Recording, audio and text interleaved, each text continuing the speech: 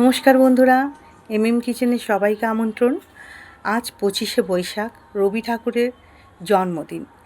রবি ঠাকুর সম্পর্কে আমি যতটুকু জানি, রবি ঠাকুর খুব খাদ্যরসিক ছিলেন।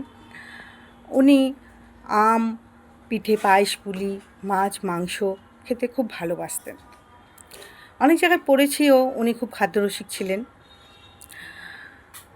আজ রবি ঠাকুরকে স্মরণ করে একটুখানি দুকলি গান গাইছি। আলোকের এই ঝর্ণা ধারায় ধুইয়ে দাও, আপনাকে এই লুকিয়ে রাখা ধুলায় ঢাকা ধুইয়ে দাও, আলোকের এই ঝর্ণা ধারায় ধুইয়ে দাও। রবি ঠাকুরকে স্মরণ করে হৃদয় থেকে প্রণাম জানাই। সবাই ভালো থাকবেন।